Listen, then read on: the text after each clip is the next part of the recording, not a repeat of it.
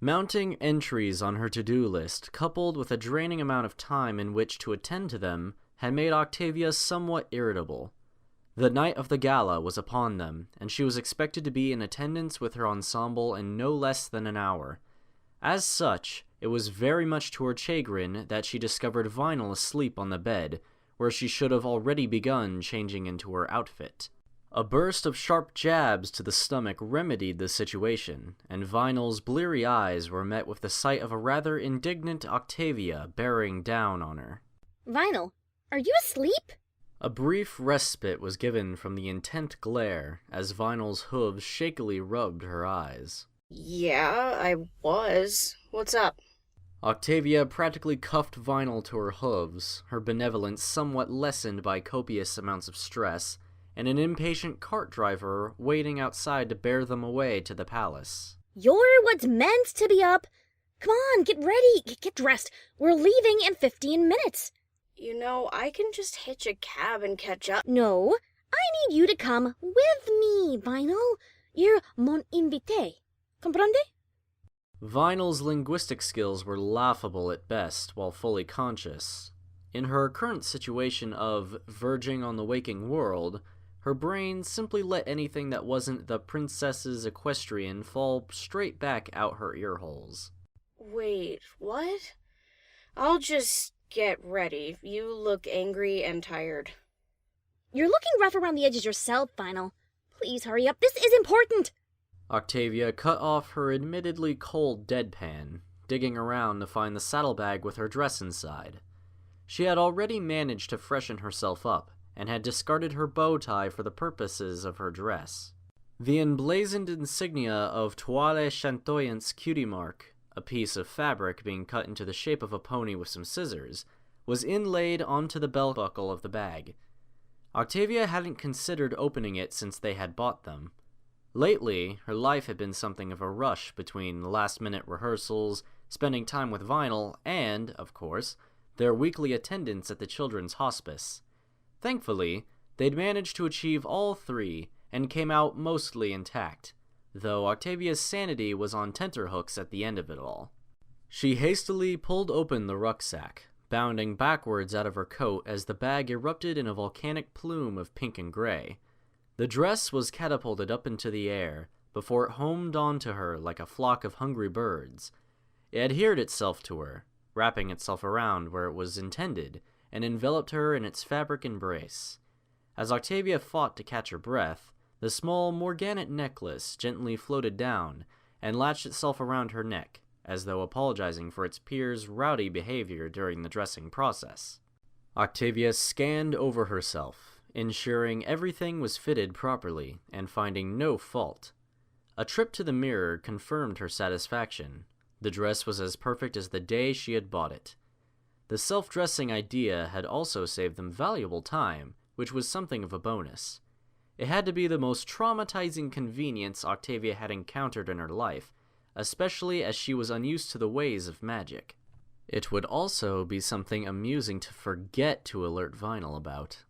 A moment later, the very same unicorn stumbled out of the shower, apparently not opting for the cold function to wake herself up.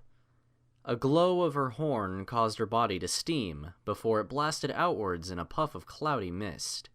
She emerged from the epicenter of her rapid drawing technique, shaking her mane to assure it fell in the usual position, before opening her saddlebag and proceeding to explode once more in an admittedly lesser cloud of steam.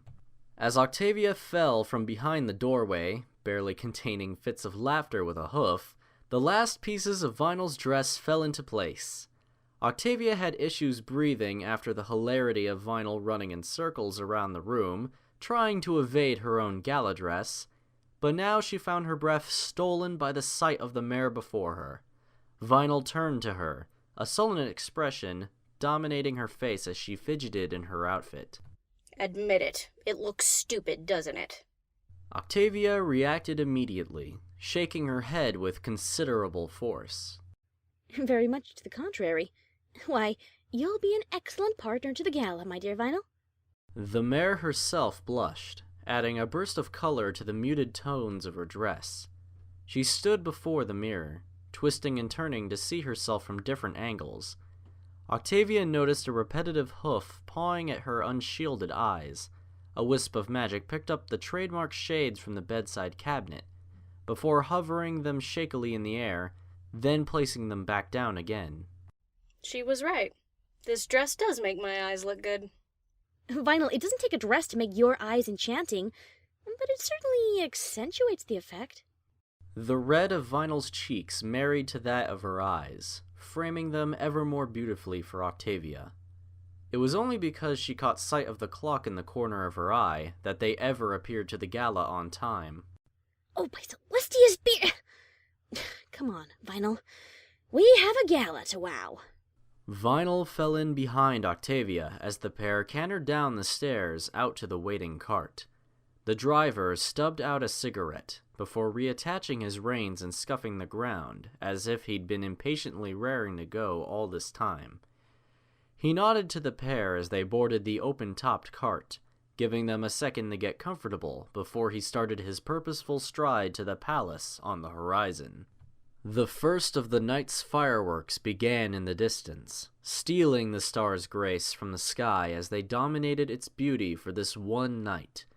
A more attentive astronomer might have noticed the stars burning brighter than ever despite this, an effort by a certain princess of the night to ensure her work didn't get upstaged by the pyrotechnics. Vinyl devoured the scene with wide, open eyes. Her first gala was definitely going to be a memorable one.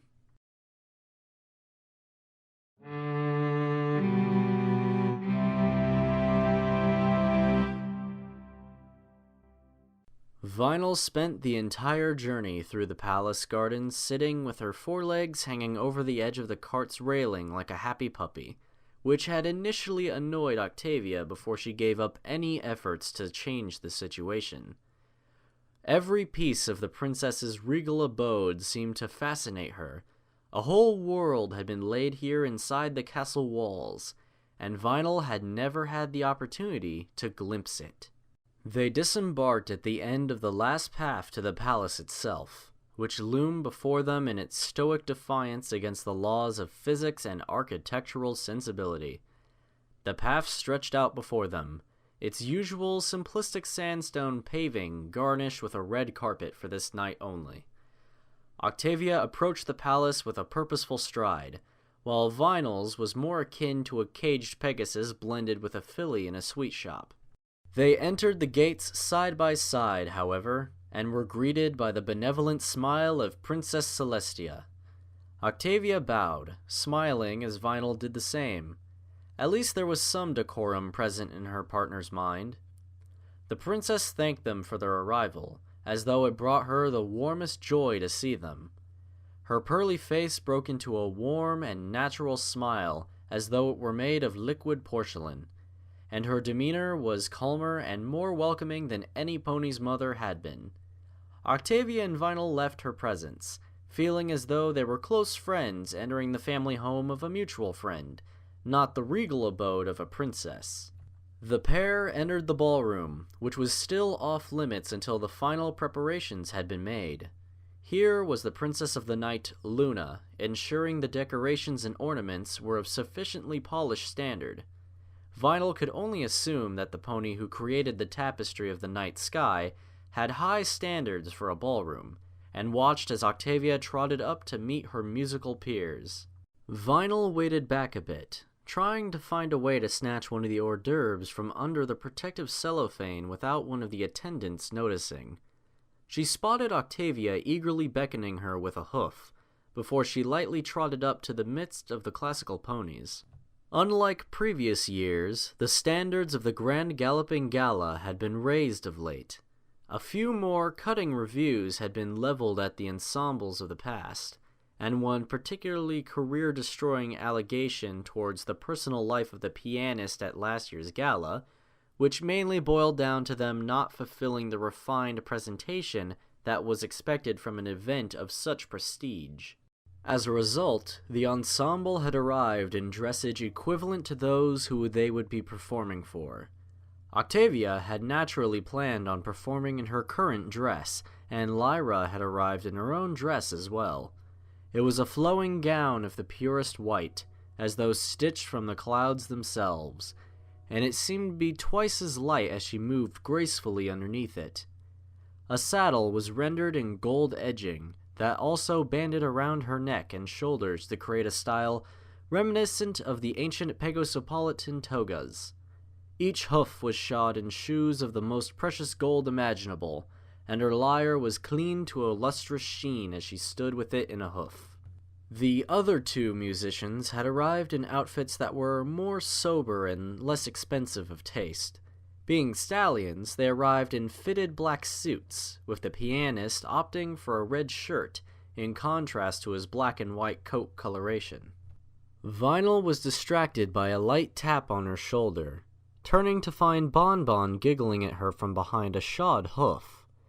Her own outfit was more down to Equestria, and was a simple design of deep navy blues and pink frilled edgings. The borders of the gown were decorated with tiny images of wrapped sweets, where the blue fabric met the pink frill. What Vinyl couldn't help but notice, despite all of this, was the tiny gold lyre hanging from one of her ears. She didn't need to ask who it was a tribute to. Well. Lyra and myself were curious if you were coming at all. Nice to see you're glemming up for the night, Vinyl. Vinyl took the hoof held out before her, shaking it firmly. Thankfully, it didn't feel like two warring tribes declaring an end to hostilities anymore. It might have even felt like two friends. Yeah, Octi and me saw a mare in Canterlot Town for the dresses. Some French mare. Toile chatoyante? Vinyl took a moment to peel apart the words. Even names needed to be translated back to her. Yeah, her. What, did you? Bonbon smiled, nodding her head and twirling her outfit. Vinyl couldn't help but appreciate the flawless way it was married to her figure. It definitely carried the fashionista's hoof in its design. She works wonders. And Lyra's a fan of the dress, too. What, her dress? Bonbon blushed, allowing a sheepish expression to merge with a coy smile on her face. No, mine. Anyway, what are you planning to do while those two are off on their little musical session? Dunno, stay here and listen, I guess? Bonbon waved away the proposition with a gleeful hoof. No. I have a much more important task for you, given from the highest authority in Equestria, Vinyl. Let's just say we're going to spice things up a bit around here. Bonbon beckoned her over to a far table, while their partners took their places on the stage and tuned their instruments. She reached under her dress, pulling out several artifacts hidden therein. Vinyl couldn't help but crack up at the immaturity of it all. Hot sauce, sneezing powder, instant wing popper, horn relaxant. Bonbon's plan was to turn the most prestigious event of the year into a college-level prank conga, and Vinyl was so game to join in.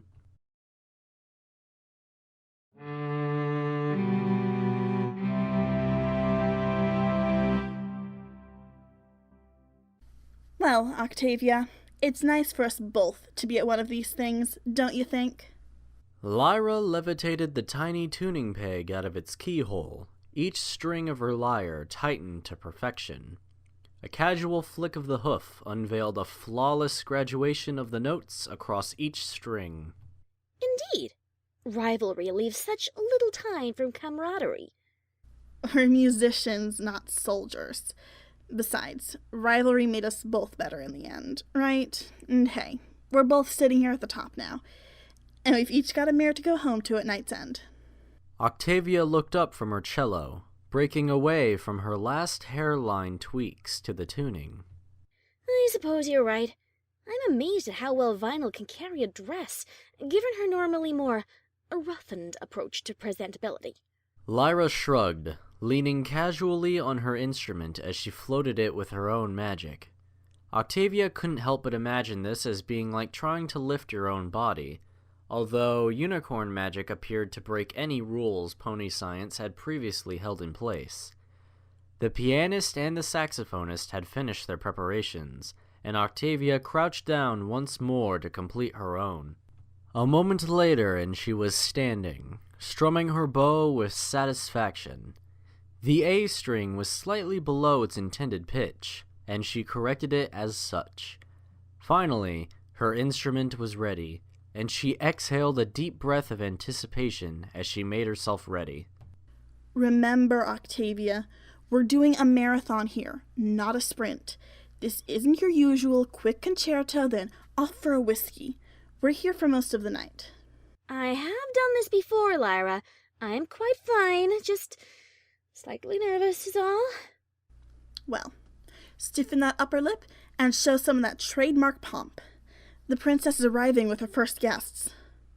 The doors at the far entrance opened wide, great ballroom doors that had led onto the Candlelight Royal Gardens, where the guests had been instructed to wait for the final preparations. Princess Celestia walked through, each hoofstep in pristine, metronomic time, dominating the attention of every pony in the room. She halted in the center of the ballroom, illuminating her horn as the chandeliers above burst into life. The candles burned more like a hearth than any candle any pony had seen before that day, lighting the room like the homely fireplace that wards away the cold winter. My loyal subjects, welcome to this year's Grand Galloping Gala. I apologize for any inconveniences that may have arose due to the changes to schedule this year, but attendees of the last year's ball will know exactly why these came about. I hope you all enjoy the night. I and my sister will be in attendance if you require our attention. From behind her sister, as though manifesting directly from her very shadow, Princess Luna appeared. No pony saw her enter or leave the room, nor did they know how she appeared in its center unnoticed. She held her posture in a tall and regal manner, as only the ponies who remember the older and prouder times of long ago can do. While she held herself in confident stance, her voice did not carry itself as Celestia's had.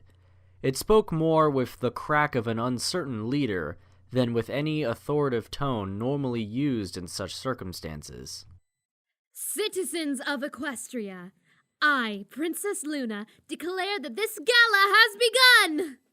Once more she trotted to her sister's side, the pair closely conversing with each other as ponies of all breeds, colors, and backgrounds milled around in a sea of small talk and mingling. The hors d'oeuvres were unveiled, and with a sharp nod from Hoof Zimmer, the ensemble began to play.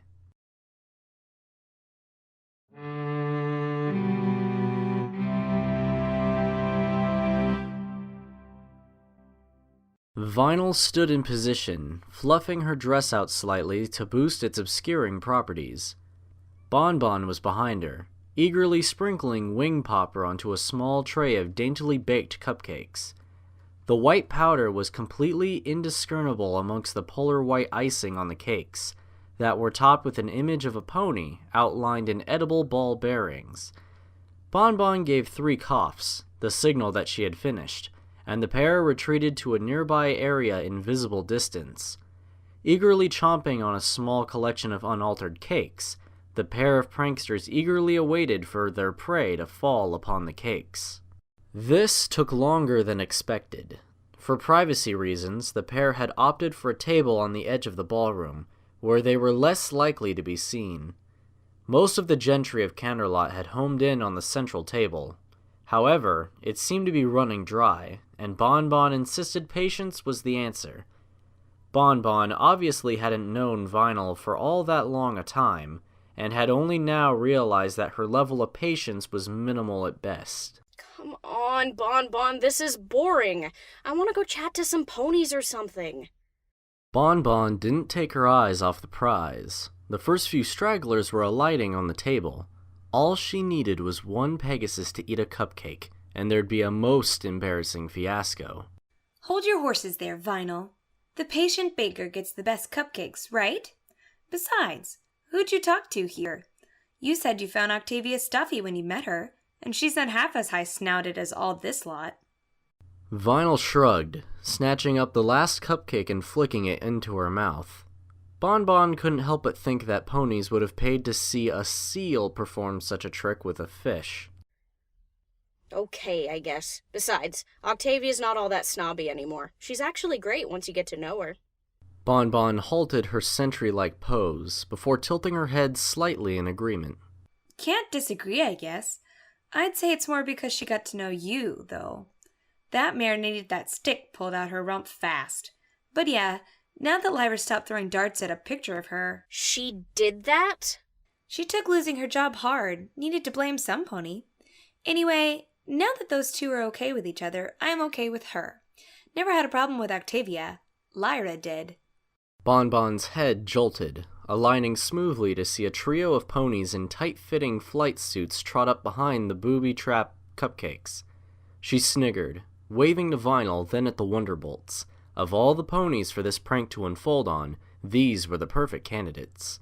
A mare with a mane of fiery orange picked up the first cupcake, taking half of it in one hungry bite. A contentedly high-pitched moan later, and her fellow performers were delightedly tucking into the delicious sugary treats. Bonbon began a steady countdown, and no sooner than when she had reached 0, the mare's wings erupted from her back mid-conversation, with a sound like bedsheets being shaken in the wind. A chain reaction began, as the wings of the other two Pegasi gave hers a standing ovation. Several ponies in the vicinity cried out in outrage, allowing the unlucky victims to know exactly how offended they were by the sight, and that fillies and colts would also be disgusted if they weren't banned from attending such events. The three quite wisely decided to exit the room, while yet more ponies appeared to discover an offended group of ponies present, and felt entirely offended at how offended the other ponies had been after the incident, despite not witnessing it themselves. It is for such reasons that ponies who feel offended at things in order to gain popularity and attention ended up inducing the political correctness laws several years later that, amongst other things, banned all communication between ponies in case some pony got offended. Thankfully, this was overruled a week later by the We're Not Fools party, and, as a result, is of no consequence to any of these events in this story whatsoever. Vinyl and Bonbon hadn't joined the offended parties, and the offended at offenses parties, because they were too busy laughing at how offensive their offense had been. Indeed, if any pony hadn't been bickering about the supposed decline of society long enough to hear the pair's raucous laughter, the offenders would have been very obvious to them. Thankfully, high society enjoys complaint as a hobby above all else, and it was long after the last fitful laughs escaped Vinyl and Bonbon's bodies before the crowd dispersed into their miasma of small talk and mingling once more. Octavia turned to Lyra, having watched the entire event unfold from the conception of the plan to the ultimate result, with a mixture of social horror and repressed laughter. She tried her best to whisper at the unicorn, still playing on in a feat of multitasking only mares can really achieve. I never thought I'd see the day where I found some pony who was a bad influence on Vinyl. Lyra shrugged, her lyre staying in place as it floated in its aura of beige magic. Didn't take a lot of convincing from what I saw. Hey, at least they're keeping busy. I just hope they don't get thrown out. Lyra chuckled, grasping her lyre once more in her forehooves. Standing while playing may have seemed odd, but it allowed Lyra to play repetitive sequences with her hooves, keeping her magic for more complex and delicate notes. In that way, she essentially played two ponies' music at once. It required a tough regimen of walking hind-legged, and sitting as such, to achieve, but the increase in quality was more than self-evident. It still gave her an occasional cramp she needed to work out, and she found herself casually shifting from hoof to hoof as she spoke. Wing popper?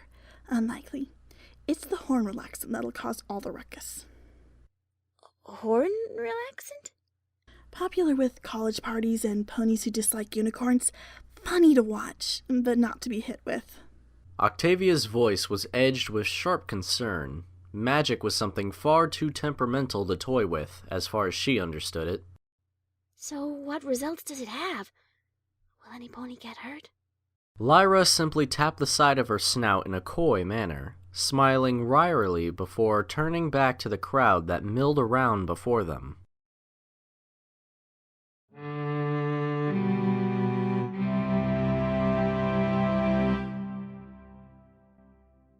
Delicacy.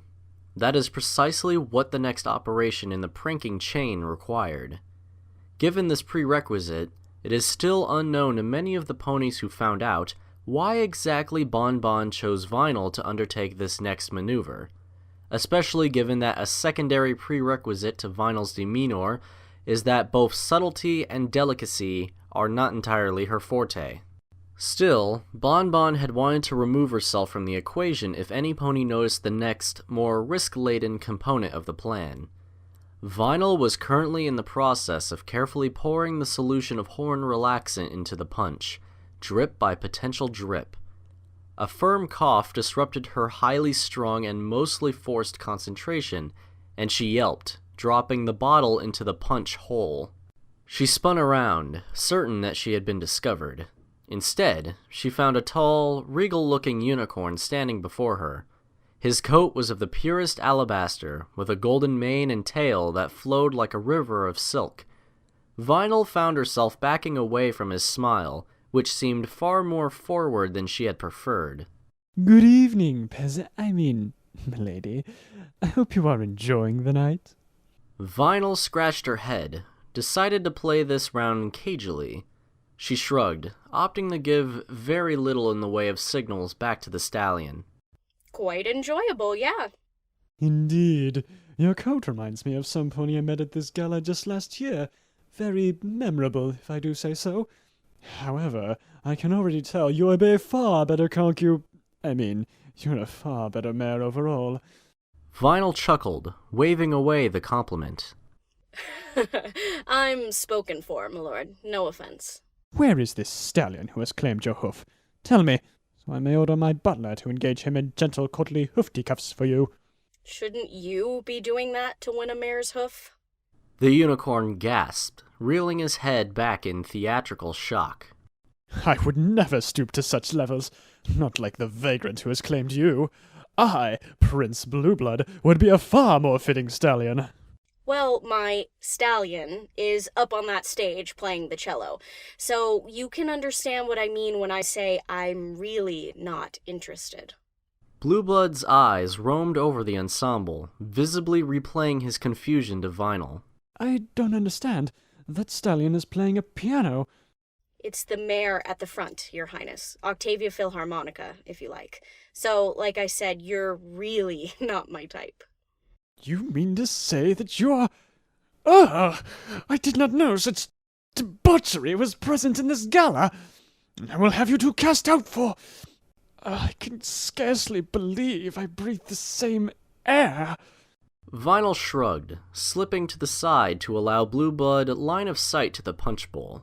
I'm very sorry, Your Highness. I think cleaning your mouth with some punch will help. The waiter tells me it's very enjoyable. Far too enjoyable for your lips, harlot. Vinyl managed to maintain her icy composure as she walked away, casting a parting glance in Blueblood's direction. She smirked, raising her voice so he would still hear her as she left. Oh, trust me, Blueblood, I wouldn't drink a drop of it. Vinyl cantered over to the corner table, where Bonbon lay in wait, rapidly mounting a seat to wait for the fiasco to unfold. The minutes ticked by as Blueblood downed glass after glass of punch, until they evolved into fairly large chunk of an hour. After a substantial amount of time had passed, during which Blueblood had harassed another couple of passing mares, and essentially emptied the punch bowl, he left, seemingly oblivious to the bottle laying in the depths of the punch bowl. Bonbon turned to Vinyl, her expression layered with confusion and suspicion in equal amounts. Have you still got the bottle, Vinyl? No, it fell in when he interrupted me. Bonbon gasped in shock, gripping Vinyl by the shoulders with a worried expression on her face. You mean he got the whole bottle in one dose? Yep. How strong was that stuff anyway? Bonbon slid back into her own chair, smiling before opening out into a rugged cackle. Oh ho ho, strong enough now. I think old Blueblood's gonna cause quite the commotion. The stronger the dose, the longer it builds up for. I wouldn't recommend standing near him when he does let loose. Vinyl took the hint from Bonbon's eyes, finding the implications comical enough to hazard a chuckle herself. Beyond her, back on the stage, the ensemble was beginning to pack up, surrendering their stage to a large pack of bulky ponies laden down with decorations and ornaments. Vinyl found the sudden transition to be very intriguing and leapt from her seat to investigate the matter. Hey, Octi, what's with the big changeover? Octavia looked up from her case, her previous icy irritation melting away. She quickly sealed up the case with the zip, before carefully setting it on her back as so not to ruffle her dress. Thanks, Celestia, that was over. We were evicted early. Apparently, the Hoofie Awards, of all things, are presenting at the latter part of the gala this year. At least I get paid the same amount for less work, I suppose. Vinyl seized Octavia, pulling her close in a casual yet tight hug. See, my good influence is wearing off on you. You'll make a real good procrastinator one day, Octi. I'm amazed that word fits into your vocabulary. It seems too long. Vinyl smiled, suppressing a laugh before straightening her face. Every time she glimpsed at Octavia, though, the laugh would attempt to force its way out. This obviously caused some indignation on Octavia's part. What are you laughing at like a little school filly for? Vinyl wiped a tear from her eye, finally having surrendered to the laughter within. She stopped holding her sides, managing to stand on eye level with Octavia again. Just, you made it too easy to say something dirty there. Seems too long. Octavia lost Vinyl to another bout of laughter, leaving her to crouch on the floor in stitches, while Octavia covered her face and her own laughter with a hoof. However, she found it very difficult to hide the sound of her stuttering giggles or the bouncing of her shoulders, which only made the scene more hilarious in her eyes.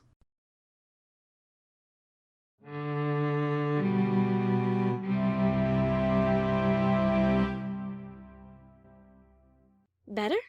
Yeah. Have you stopped laughing yet? Yeah, I'm good. Let's watch the awards. Octavia stood more comfortably, ignoring the irritated whispers from the crowd that had milled around them, congregating towards the now fully prepared stage. Vinyl dusted herself off, her dress still in its fully shimmering condition. That designer had to be a breed of secret alicorn Wycan to create clothing that simply didn't dirty after rolling on one's floor in fits of unrestrained laughter. The stage suddenly lit up in bright lighting cast from an ethereal plane no one could see, simply magicked out of the air itself. A subdued puff of smoke shrouded the advance of the night's host. Her coat was seemingly made of stardust, glimmering in an enchanted manner, and taking her supposedly blonde coloration to another realm of alluring quality. Her hazel mane was in a controlled yet free mane dew, cascading down her shoulders, yet held back at the fringe. She smiled, waving out towards the gala audience, before lighting her horn to create a collar of shimmering emerald magic around her throat.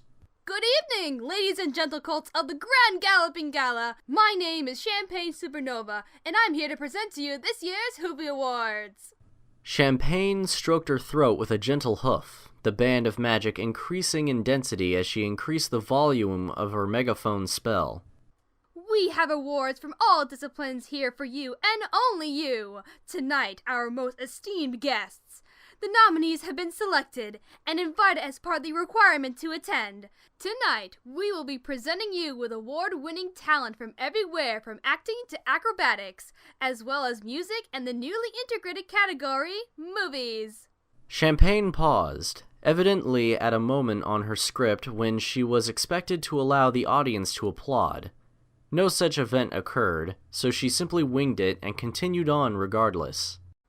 For the first award, we have the Best Actor Award. Amongst the shortlists are Robbie Winnie Jr. for his work in Iron Stallion, Leonardo DiContero for his role on Trotter Island, and finally we have George Clooney, nominated for his part in The Cult Who Stare at Goats.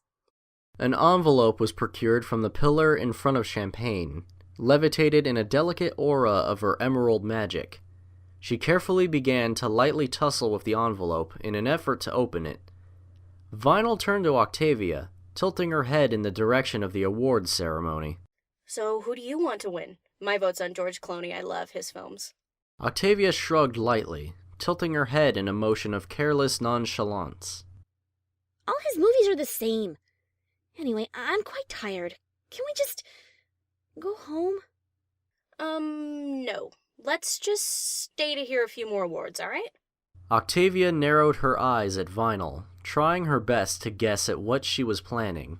She never took an interest in culture or art, not in the time Octavia had known her, at least. So you're a massive fan of movies, then?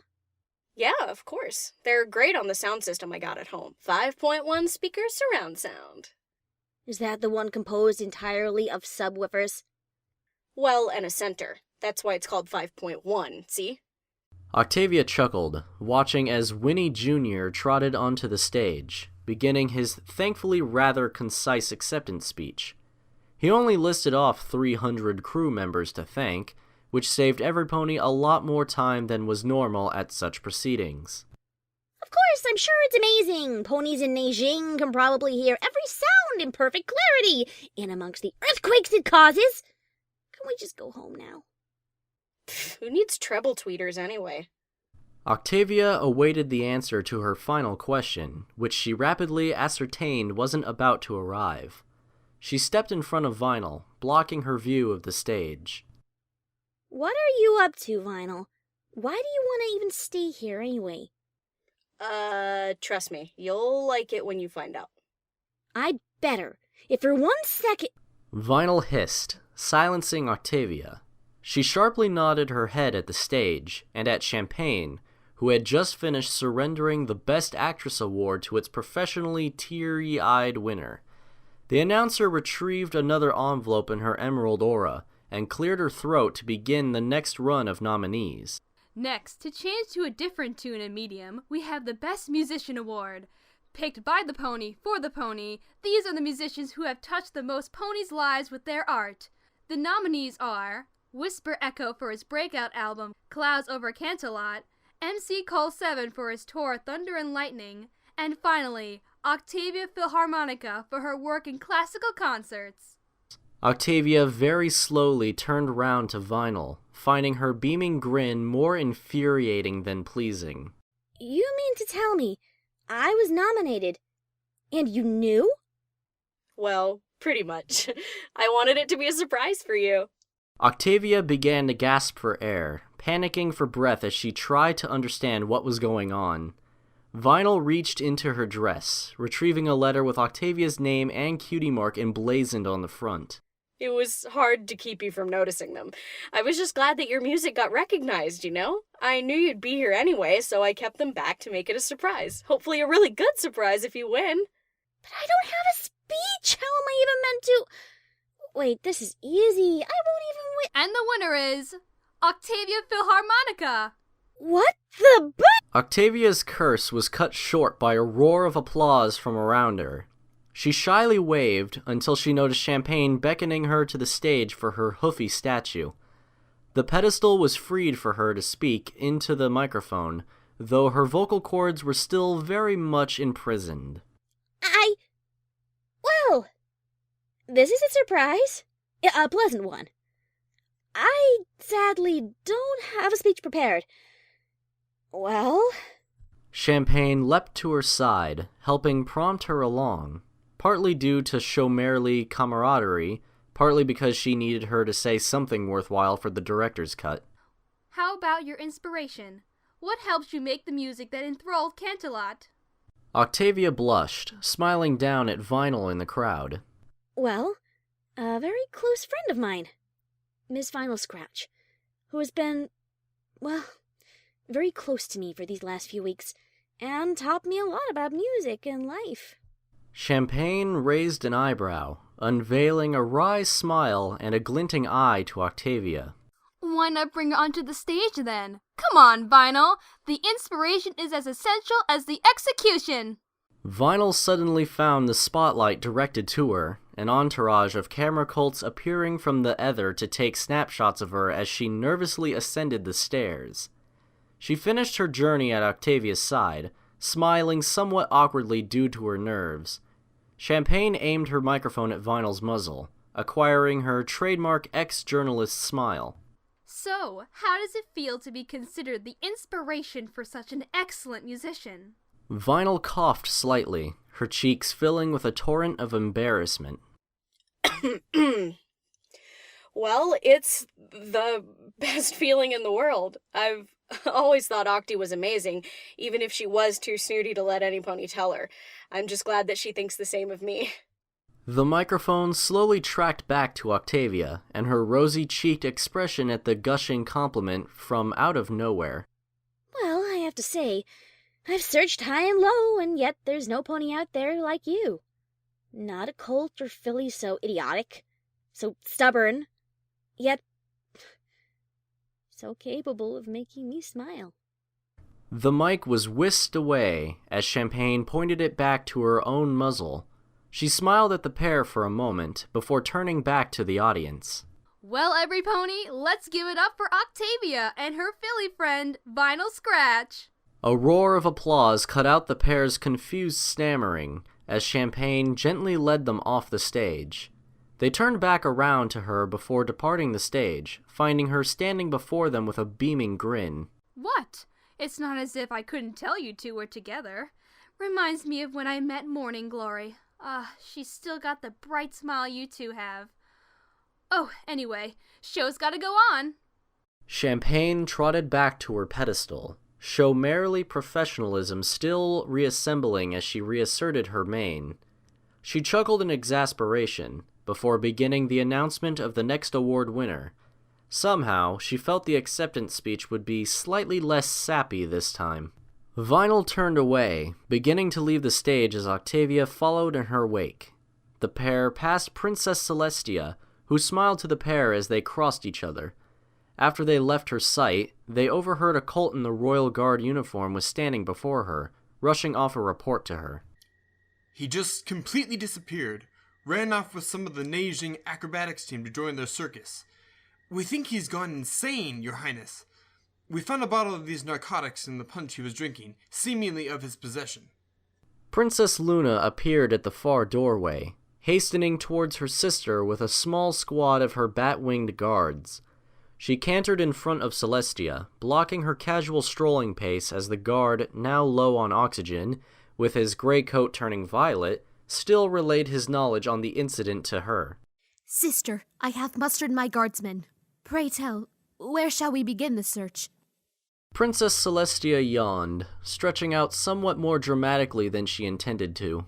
The view from outside the bay windows presented a beautiful night of cloudless serenity, with a full moon dominating the skyscape. Sister, it is as flawless a night as one could hope for. Is it now? No, look.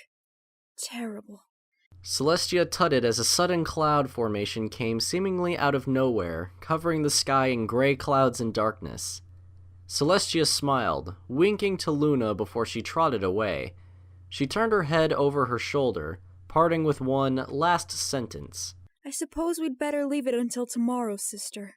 Octavia and Vinyl had watched the entire charade, giggling lightly to each other as a still slightly confused Princess Luna decided to polish off the last of the hors d'oeuvres. Octavia started towards the door before noticing that Vinyl hadn't opted to follow her.